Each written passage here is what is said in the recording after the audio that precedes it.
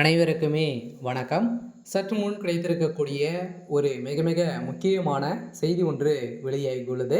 சற்று முன் அதிமுகவில் இணைந்த செந்தில் பாலாஜி, ஸ்டாலின் அதிர்ச்சி, இது மாதிரி பார்த்தீங்கன்னா செய்திகள் வெளியாகிருக்கு.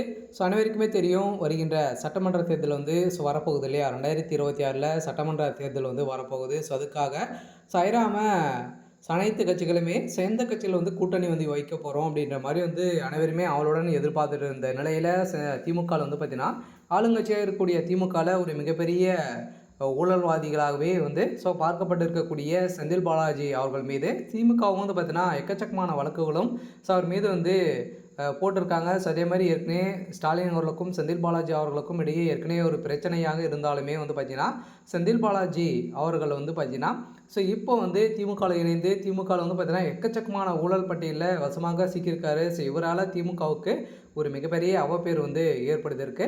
இதன் அடிப்படையில் இப்போ வரைக்கும் 2026 பார்த்தீங்கன்னா அதிரடியாக உதயநிதியுடைய கையில் ஆட்சி போயிருக்கக்கூடிய நிலையில் இப்போ அதிரடியாக உதயநிதி ஸ்டாலின் கையில் எடுத்த ஆயுதத்தை இப்போ செந்தில் பாலாஜி அதே மாதிரி திமுக இருக்கக்கூடிய மூத்த அமைச்சர்கள் அனைவருமே நீக்கப்பட போகிறதாக ஒரு அனௌன்ஸ்மெண்ட் வந்திருக்கு. அதனால் திமுகவுடைய தலைமைக்கும் ஒரு முடிவுகள் செஞ்சுருக்கோம் அப்படின்ற மாதிரியும் ஒரு தகவல் வெளியாக இருக்குது. சொல்லப்போனால் இதில் செந்தில் பாலாஜியுடைய பேரும் இருந்திருக்கு.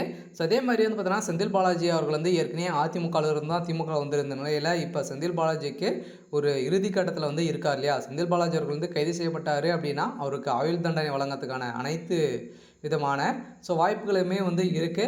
இதன் அடிப்படையில் தான் அதிமுக இணைந்து அவருடைய பேர்கள் அனைத்தையுமே பார்த்தீங்கன்னா மறைக்கும் விதமாக செயல்பட போகிறதாக செந்தில் பாலாஜி அவர்கள் பார்த்தீங்கன்னா ஒரு மறைமுகமாகவே எடப்பாடி பழனிசாமி கிட்ட பார்த்தீங்கன்னா பேசியதாகவும் ஒரு தகவல் வெளியாக இருக்குது.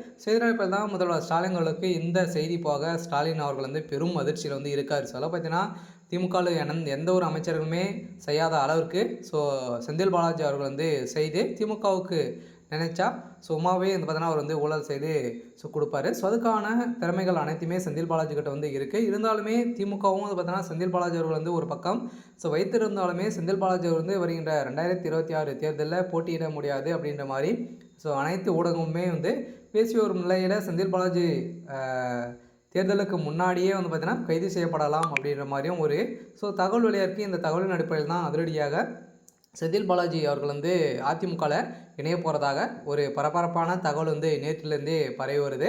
ஆனால் செந்தில் பாலாஜி அவர்கள்கிட்ட பார்த்தீங்கன்னா இன்று காலை ப்ரெஸ் மீட்டில் சொல்லியிருக்காரு. பார்த்தீங்கன்னா அதிமுகவுக்கும் செந்தில் பாலாஜிவுக்கும் இடையே பார்த்தீங்கன்னா ஒரு சில வாக்குவாதங்கள் ஏற்பட்டிருக்கு.